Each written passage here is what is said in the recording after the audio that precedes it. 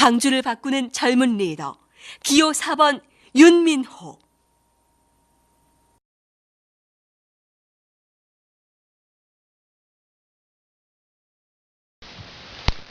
안녕하십니까.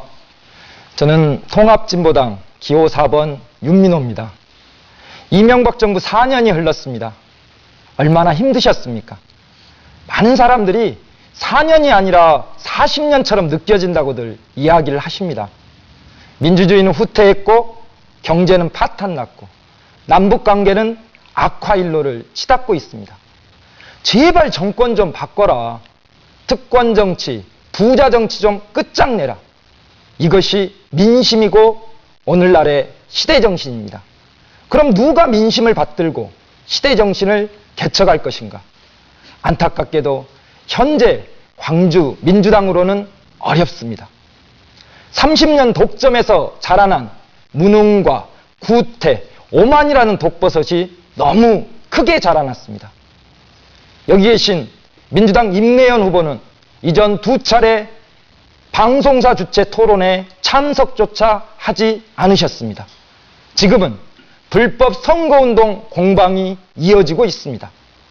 무능과 오만의 독버섯이 이제는 유권자를 우롱하고 있습니다. 광주 시민 여러분, 이번만은 바꿔주십시오. 저 통합진보당 기호 4번 윤민호와 함께 대한민국을 깜짝 놀래킬 정치 혁명을 만들어 주십시오. 고맙습니다.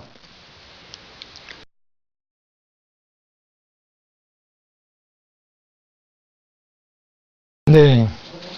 도심 재개발 문제는 이곳 북구만의 문제, 또 광주만의 문제가 아니라 대한민국 전체의 문제입니다. 여러분도 잘 아시겠지만 2009년도에 용산에서 재개발 사업 도중에 6명의 사상자가 발생했던 용산 참사 사건을 잘 기억하고 계실 것입니다. 현재 우리나라에서 추진하고 있는 재개발 사업은 굴러온 돌이 박힌 돌을 뽑아내는 형국입니다. 헌집 주면 새집 줄게, 이런 사탕 발림으로 원주민을 내쫓고 있는 형국이죠. 뿐만 아니라 재개발을 시행할 때 그 모든 이익들이 재개발을 시공하는 건설사에게 모든 것이 다 돌아가고 있는 형국입니다. 저는 재개발을 주민이 참여하는 주민 참여형 도심 재생기구를 설치하겠습니다. 그래서 재개발을 추진하다 보면 관련 법도 복잡하고 행정 절차도 까다롭습니다. 관이 도움을 주고 주민들의 의견을 수렴해서 재개발을 추진하도록 하겠습니다. 다음으로 무조건적으로 재개발을 하는 것이 아니라 주민들의 의견을 반영해서 진행하도록 하겠습니다. 재개발 일몰제를 도입하도록 하겠습니다. 주민들이 30% 정도가 재개발을 해서는 안 되겠다라고 하면 재개발 지정지구를 해제하는 그런 노력들을 기울이도록 하겠습니다.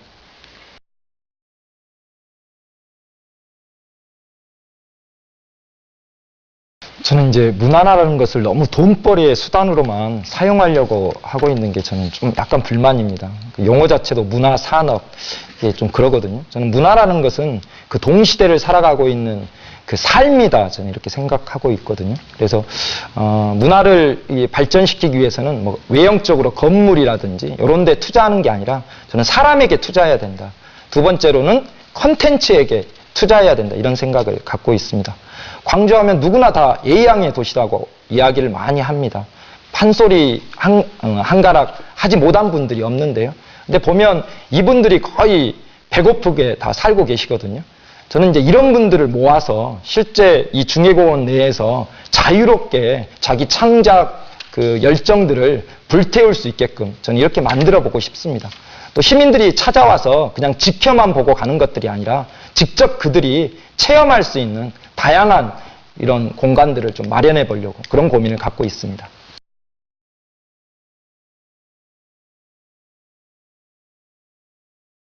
저희 이제 민주당하고 통합진보당의 야권연대, 특히 이제 정책연대는 저는 이제 진보신당이 진정성의 유무를 판단할 문제가 아니라요. 저는 유권자가 판단할 문제다. 저는 이렇게 말씀을 드리고 싶고요.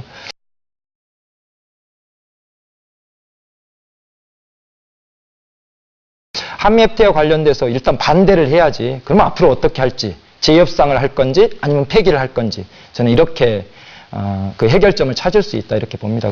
그렇기 때문에 두 당이 반대한다는 것은 전 첫 출발이다 이렇게 보는 거고요. 저희들은 폐기를 주장하고 있습니다. 폐기를 한다고 해서 불법적으로 폐기를 하겠다 이게 아니라 한미 FTA 협상 조항에 보면 24.5조 2항에 분명히 나와 있거든요. 한 당사국이 폐기를 통보하면 180일 후에 폐기할 수 있게끔 되어 있습니다. 그래서 제가 만약 국회에 들어간다면 한미 FTA 폐기를 위해서 최선의 노력을 다하도록 하겠습니다. 국회 내에 한미 FTA 폐기와 관련돼서 다양한 여러 가지 연구, 토론 모임들을 결성을 해가지고 반드시 폐기하도록 하겠습니다. 네.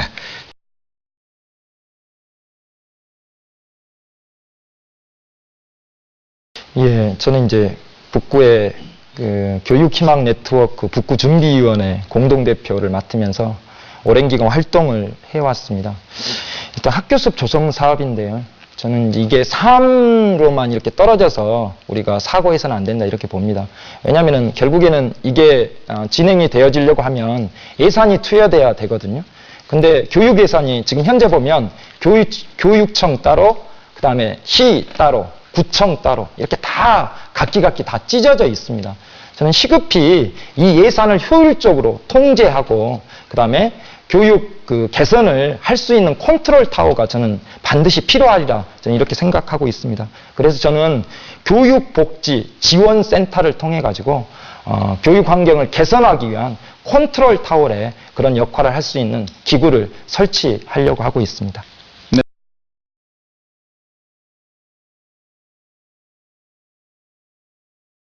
관내 이제 등록 장애 인구가 2011년 말 기준으로 약 2만 명이 넘어섰고요.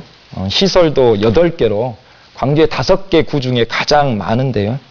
후보님 공약을 보니까 장애인과 비장애인이 똑같이 잘 살기 위해서는 시설에 거주하고 있는 장애인과 재가 장애인에 의한 정책이 특별히 저는 필요하다고 생각을 하는데요. 특히 이제 장애인 시설 거주인의 경우에는 인간의 영역 밖에서 유배되어 생활하고 있다, 유배지에서 생활하고 있다 이런 표현들이 많은데요. 예를 들면 이제 인하학교 성폭력 피해자 조사 시에 그 조사관이 그 청각장애인에게 피자를 시켜줬다라고 그럽니다. 근데 이 청각장애인이 처음으로 피자를 본 거예요.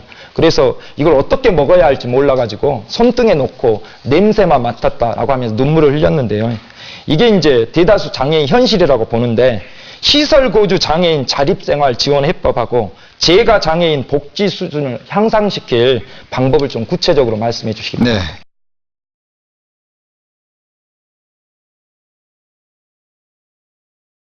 임내연 후보님의 답변이 너무 좀 추상적이어서 예를 들면 이제 재가 장애인들에게 그들이 요구하는 뭐 취업의 기회를 어떻게 제공할 건지 또 어떻게 이동을 자유롭게 할 수 있게끔 교통수단이나 편의시설 제공할 것인지 특히 많은 그 시설에 있는 장애인들이 자기 의사하고 무관하게 수용되는 이런 것들을 어떻게 법적으로 제도적으로 보장할 건지와 관련돼서 구체적 대안이 전혀 없는 것으로 제가 이제 느껴지고 있어서요.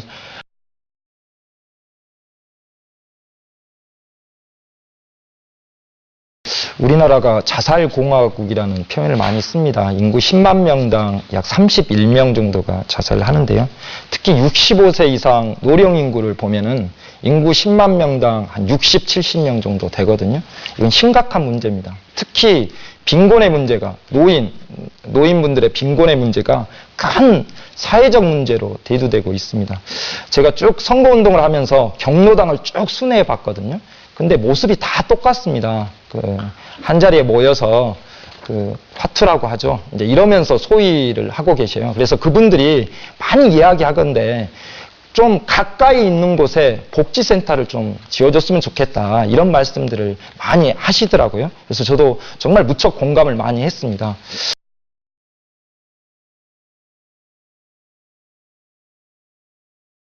예, 광주 지역 산업의 특성이 많이 바뀌었습니다. 광주 지역의 이제 대표적인 기업이 기아자동차, 그 다음에 삼성전자 다 이러는데요. 문제는 다 핵심 부품들은 타지에서 다 들여옵니다. 이곳에서는 가공, 조립만 하게 되는 꼴이죠. 그러다 보니까 고용 유발 효과가 그닥 높지 않습니다. 저는 이제 고용 유발 효과가 높는 그 금속 제품, 그다음에 특히 특수 목적용 기계 이런 산업들을 좀 집중 육성시켜야 된다 이런 생각을 갖고 있습니다. 더불어서요, 일단은 그 과학단지 사람에게 저는 투자해야 된다 이런 생각을 갖고 있습니다. 북구에는 인근에 그 과학기술원이 있습니다. 그리고 전남대학교도 있고요. 특히 과학기술원 같은 경우에는 우리 교수님들이 그 논문을 발표하는데 이 논문이 피인용되는 이것을 데이터로 영국에 있는 대학 평가기관이 분석을 했는데 세계 12위라는 놀라운 성적을 거뒀습니다.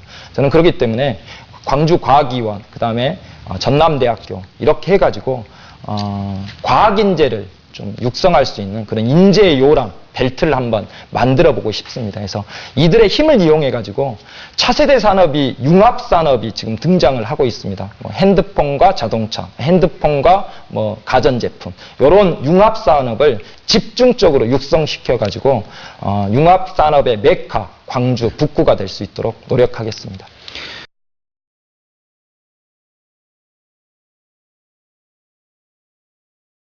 저는 토박이냐 아니냐 이게 결정적 이유가 된다 이렇게는 보지 않습니다.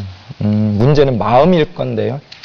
저는 이제 국회의원으로 나오면서 정말 지역민과 국민을 위해서 봉사를 위해서 나온 것인지 아니면 당선 그 자체만을 목적을 두고 나온 것인지 저는 이 지점에 대해서는 여러 의구심이 좀 듭니다.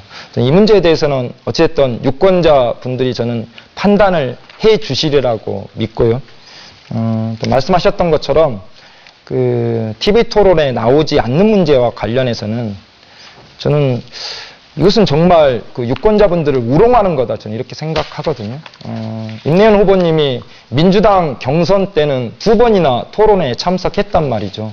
어쨌든 유권자들에게 자신을 어필하고 또 선택받기 위한 노력들을 했어요. 근데 딱 민주당 공천이 끝나자마자 2차례 방송사 초청 토론에 응하지 않는 것은 제가 보기에는 이건 좀 오만함 아니겠냐 이런 생각들을 갖고 있고요. 그렇지 않아도 민주당 측에서 경선을 오래 질질 끌다 보니까 유권자분들이 도대체 정책이 뭔지 모르겠다 이런 말씀들을 정말 많이 합니다. 그러면은 끝나고 나고 짧은 기간이라도 어떻게든지 정책을 검증할 수 있는 다양한 계기들을 마련했어야 되는데 그러지 못한 것 관련돼서는 강력한 유감을 표시합니다.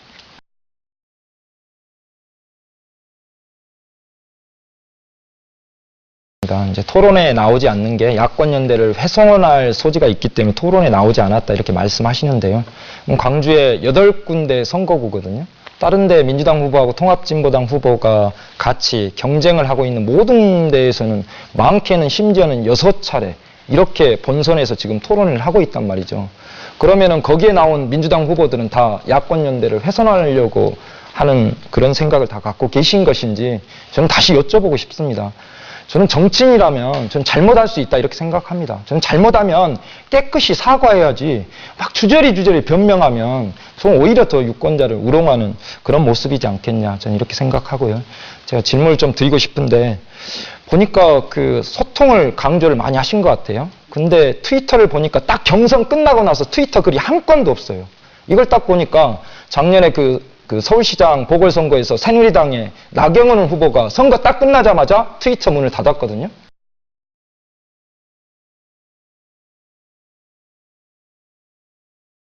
임내연 후보가 방금 말씀을 하셨는데요. 아까 말씀드렸다시피 지금 광주 8군데 중에 7군데에서 7군데? 예, 아니죠. 6군데에서 통합진보당하고 민주통합당 후보들이 경쟁하고 있어요.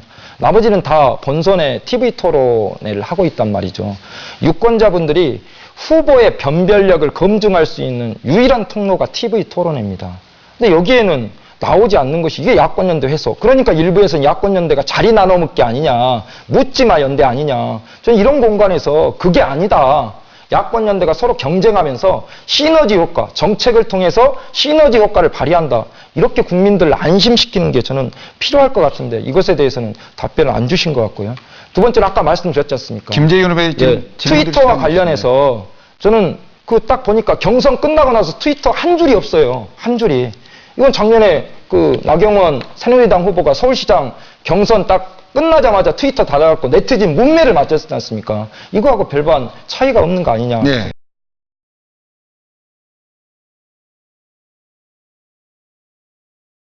예, 아무튼 계속 그 높은 곳에서만 계셨는지 또 주변에서 도와주신 분이 없으면 소통하기가 쉽지 않는 것 같아요. 트위터를 누가 대신해서 한다는 게 저로서는 좀 이해가 되지 않고요. 어쨌든 1대1로 적극적으로 소통하는 공간이 SNS 공간인데 누가 대신해서 소통한다는 게 좀 안타까운 생각이 듭니다. 정책 간담회를 쭉 하셨다고 하는데 저는 좋으신 행보다 저는 이렇게 생각합니다. 저도 이제 앞으로는 좀 따라 배워야겠다 이렇게 생각하는데요. 저는 근데 선거 때 딱 임박해서 정책 토론에는 저는 무용지물이다. 저는 이렇게 생각합니다. 저는 평소에 정말 우리 서민들과 동고동락하면서 그들의 아픔이 무엇인지 저는 이것을 느낄 때만이 저는 정책에서 구체적으로 현실화될 수 있다 이렇게 생각합니다.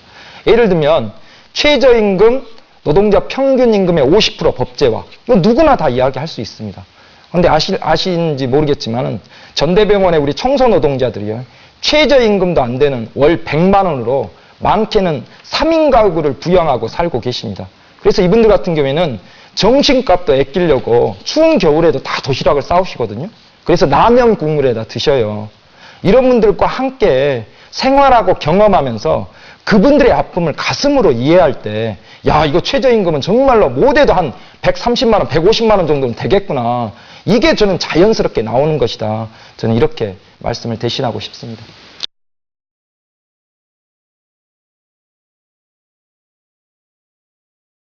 예. 될 수 있으면 제가 해명을 않고 넘어가려고 했는데요. 하루아침에 조작범이 돼서 제가 이 시간을 할애해서 좀 해명을 해야 될 것 같습니다.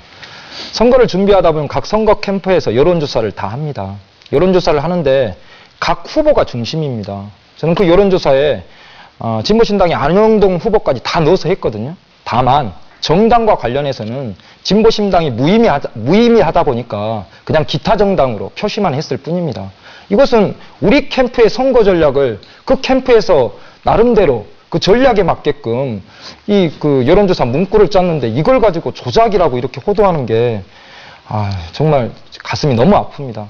저희들은 그동안 보면 그 민주노동당에서 통합진보당으로 이렇게 발전된 것은 진보라는 게 우리만 자임하지 말자. 좀 더 대중적으로 대중과 같이 호흡하고 소통하면서 진보정당이 거듭나보자라고 하면서 통합진보당으로 거듭났는데 네, 주제에 맞는 답변도 좀 해주시죠. 아무튼 그런 지점에서 안타깝습니다. 더욱더 노력하도록 하겠습니다.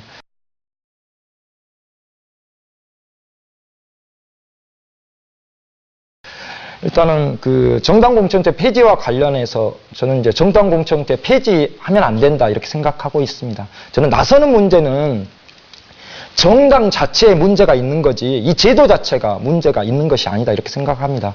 저는 정당이라면 책임 정치를 구현해야 됩니다. 자기가 내세우는 후보 잘못했으면 다음에 안 뽑아야죠. 저는 이런 것들이 실종됐기 때문에 공천제 폐지 이런 이야기가 나오고 있다 이렇게 생각합니다.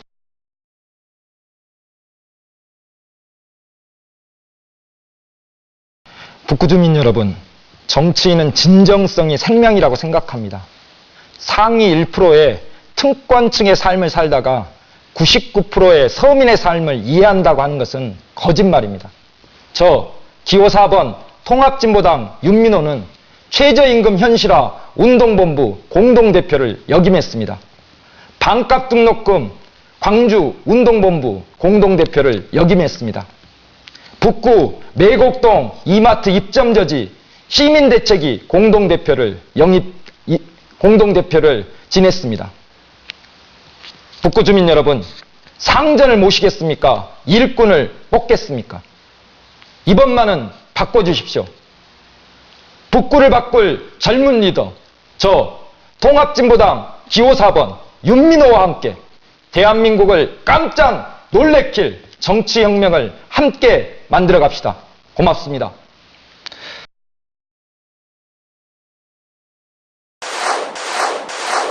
광주를 바꾸는 젊은 리더 기호 4번 윤민호.